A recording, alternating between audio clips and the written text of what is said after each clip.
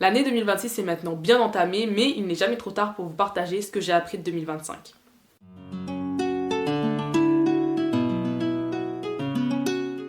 L'année 2025 m'a appris certaines leçons sur ma vie spirituelle, ce qui est assez paradoxal parce que si je devais m'auto-évaluer, je dirais que spirituellement en 2025 j'étais pas trop là, j'étais pas trop in, c'était pas trop le fire pour moi, mais j'ai quand même pu retirer des leçons et je pense que finalement c'est ça qui est essentiel. Comme je l'avais dit dans ma précédente vidéo, qui date maintenant d'1 an, parce que ça fait 1 an que j'ai pas sorti de vidéo en fait, donc je vous avais dit que j'avais terminé mes études en septembre 2024, j'étais retournée chez mes parents et j'étais restée quelques mois au chômage. Donc globalement, début 2025, j'étais au chômage. C'était un choix, j'avais envie de me reposer, de me remettre de mes émotions scolaires, et je suis restée quelques temps au chômage. Et il faut savoir que moi je suis une fille qui programme tout. J'aime bien faire des listes, j'aime bien faire des décomptes, j'aime bien faire des plannings, j'aime bien faire le bullet journal là. Et j'aime trop quand tout est carré, j'aime bien quand tout est cadré, j'aime bien quand je sais où je vais. Et c'est la même chose pour ma période de chômage. En fait, j'avais tout planifié parce que je m'étais dit, je sais pas combien de temps ça va durer, mais j'ai pas envie que ça serve à rien, que ce soit des mois où je reste chez moi à regarder la télé, à être sur mon téléphone, tout ça. Donc j'avais programmé certaines choses à faire, que ce soit dans ma vie personnelle, dans ma vie en termes de santé, mais aussi dans ma vie spirituelle. Je m'étais dit, ouais, comme je vais être au chômage, je vais pouvoir faire des méditations, je vais pouvoir faire des nuits de prière, je vais pouvoir jeûner plus souvent parce que je serai à la maison, je vais pas sortir donc je serai moins fatiguée, je vais pouvoir passer plein de temps avec Jésus. J'avais hâte de le faire, j'avais tout planifié et finalement j'ai rien fait de tout ça. Enfin, j'ai rien fait de tout ça. Je l'ai fait sur les 3 premiers mois, on va dire janvier, février, mars 2025. J'étais bien, j'étais là quoi. J'étais là, je jeûnais, je participais aux réunions de mon église, j'étais très présente. Et puis après, à partir d'avril, plus rien. Plus rien spirituellement.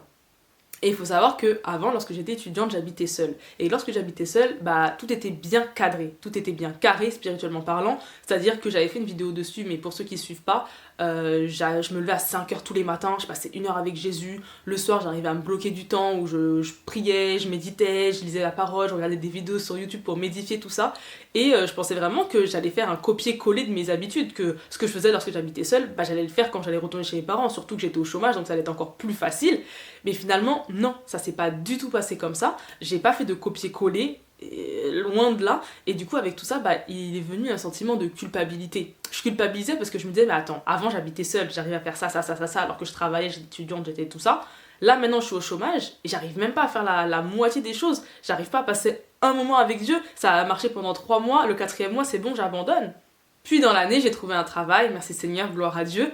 Mais j'avais encore moins de temps. Je pensais que j'allais pouvoir faire comme avant, me lever plus tôt que mon réveil pour pouvoir passer du temps avec Jésus. Quand j'allais rentrer du travail, j'allais reprendre mes habitudes. En fait, je pensais vraiment que tout allait être comme avant, mais ça ne fonctionnait pas. Donc déjà, j'étais frustrée parce que je faisais moins qu'avant, et je culpabilisais parce que je me disais, mais attends, Dieu t'a donné un travail et tu prends même pas le temps de le remercier, tu prends même pas le temps de passer au moins un moment avec lui dans la journée alors qu'il t'a donné ce travail. En fait, je culpabilisais, j'étais frustrée et il y a rien qui allait. Et comme j'arrivais pas à faire les choses bien et à faire les choses mieux ou aussi bien qu'avant, du coup je faisais rien. En fait, je préférais ne pas faire que mal faire. Donc spirituellement, j'ai très peu évolué en 2025 parce que j'avais tous ces sentiments en moi, la culpabilité, la frustration et un peu de flemme aussi, hein. On va pas se mentir, il y avait aussi beaucoup de flemme, hein. Je vais pas me chercher des excuses, la culpabilité, tout ça, il y avait aussi beaucoup de flemme.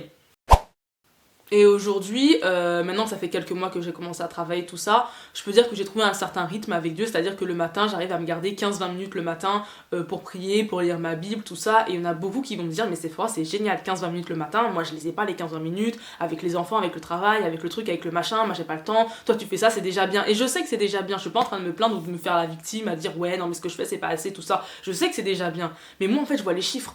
Moi je vois les chiffres et je me dis, mais avant je passais 1 heure, là je passe 20 minutes, c'est 3 fois moins qu'avant. Donc je suis 3 fois moins spirituelle qu'avant. Vous voyez comment je réfléchis? Je sais que c'est pas vrai, mais c'est comme ça que j'ai réfléchi en fait en 2025.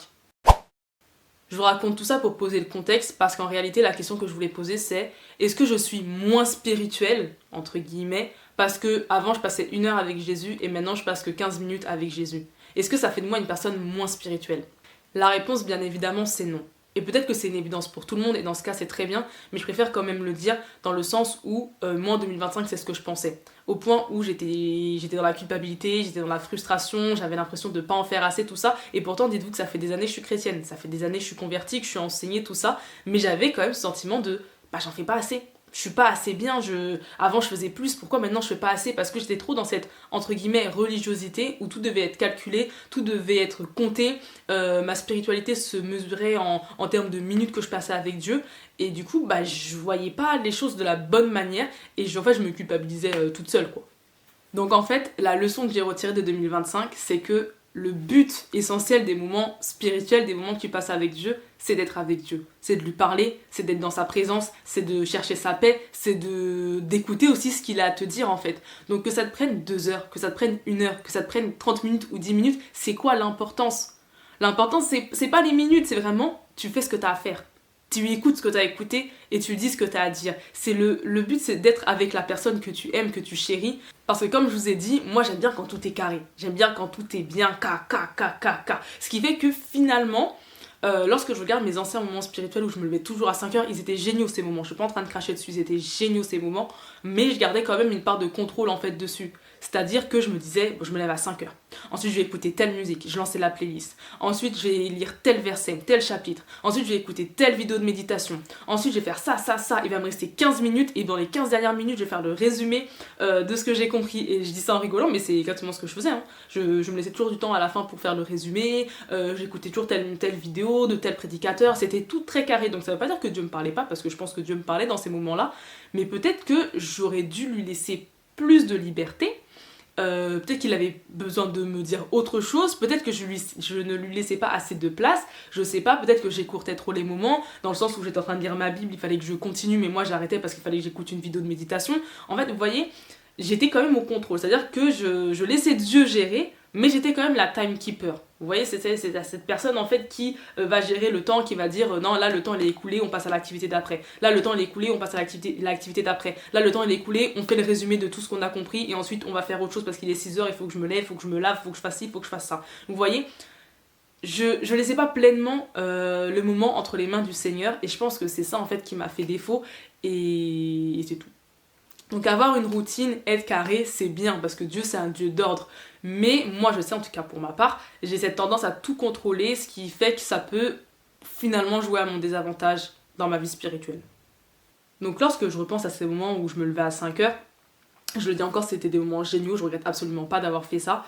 Je me dis oui, et la quantité elle y était parce que je passais 1 heure le matin, 30 minutes le soir, c'était génial, franchement j'aimais trop. Mais est-ce que la qualité du moment, elle n'aurait pas pu être plus améliorée si j'avais laissé Dieu gérer vraiment la quantité? Est-ce que vous me comprenez? La qualité aurait pu être améliorée si j'avais laissé Dieu gérer la quantité. Même moi, je me perds un peu dans la phrase, mais je pense que vous avez compris. Après, je pourrais aussi faire une parenthèse en disant que une des autres raisons pour laquelle j'étais frustrée de ne pas réussir à me lever à 5 heures pour prier, c'était aussi tout ce côté un petit peu orgueil, si on peut dire ça entre guillemets, dans le sens où ça passe toujours mieux de dire aux gens je me lève à 5 heures pour prier. Vous voyez, ça fait plus spirituel. D'un coup, on me paraît pour quelqu'un de plus spirituel. Ouais, tu vois, cette sœur-là, elle se lève tous les matins à 5 heures et elle passe les premiers instants de sa journée avec Dieu. Ça fait tout de suite en fait plus spirituel, alors que finalement... pas forcément en fait. Je veux dire que tu fasses ton moment spirituel à 5h, à midi, pendant ta pause déjeuner, ou le soir à 18h quand tu rentres, ou le soir à 22h avant de te coucher. En fait, l'important, comme je l'ai dit tout à l'heure, c'est de passer un moment avec Dieu. L'important, c'est d'avoir cet échange avec le Seigneur. C'est pas à l'heure à laquelle tu le fais. Donc oui, parfois on se challenge, on se lève plus tôt pour passer du temps avec Dieu, on va veiller plus tard la nuit pour passer du temps avec Dieu. C'est bien, c'est personnel. Mais au final, ça va pas être quelqu'un de toi plus spirituel si ton moment tu le fais à 14h, à 15h, à 6h, à 17h. Voilà. Mais il y avait aussi ce côté orgueil. C'était juste une parenthèse que je voulais ajouter, quoi. Il y a quelques années, j'avais lu une méditation de Luc Dumont qui disait que lire 1 ou 2 versets mais les comprendre et les méditer est préférable à lire 3 chapitres de la Bible mais ne rien en retirer. Et ça faisait un peu écho à cette vidéo finalement, dans le sens où c'est pas la quantité de choses que tu vas faire qui va compter, mais c'est vraiment la qualité. Tu peux lire juste 1 ou 2 versets, le méditer pendant toute ta journée, tu vas y penser, et ça aura beaucoup plus d'impact sur ta vie que de lire 3 chapitres le matin, et quand tu te brosses les dents après ton petit déjeuner, t'as déjà oublié ce que t'as lu, tu sais même plus de quoi ça parlait en fait. Tu vois ce que je veux dire?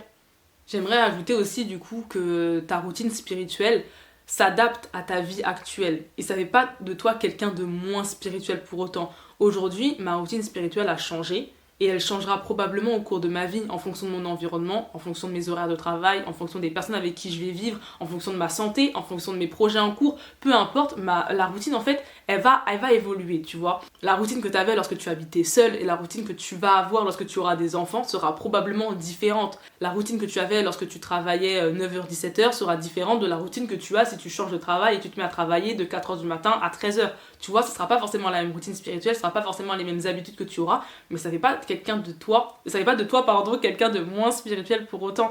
Les choses elles changent et encore une fois, peut-être que c'est une évidence pour vous et dans ce cas tant mieux, mais je sais que pour moi c'était pas une évidence et du coup, encore une fois, je préfère le dire. J'aimerais conclure en disant que Dieu lui-même parle tantôt d'une manière, tantôt d'une autre.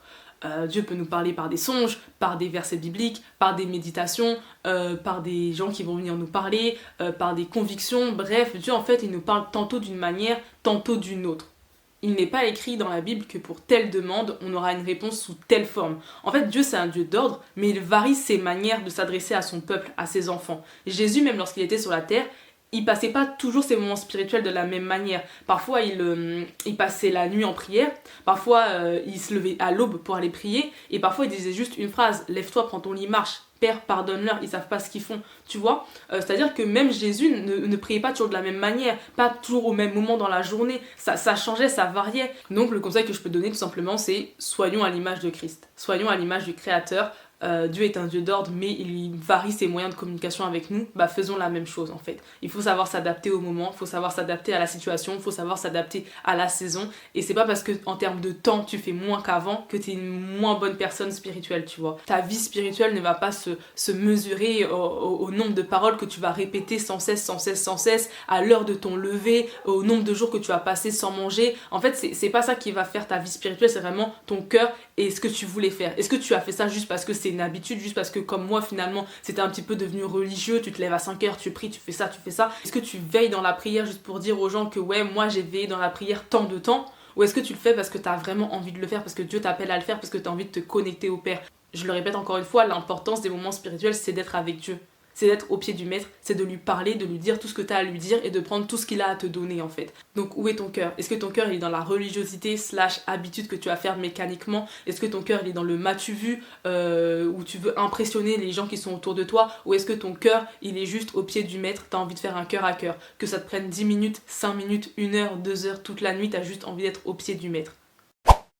Et voilà, c'est la fin de cette vidéo. J'espère que ce ne sera pas la seule vidéo de l'année cette fois-ci. J'espère que ça vous aura encouragé, ça vous aura parlé, ça vous aura aidé, ça vous aura exhorté, tout ce que vous voulez. En attendant, moi je vous fais plein de bisous et soyez bénis.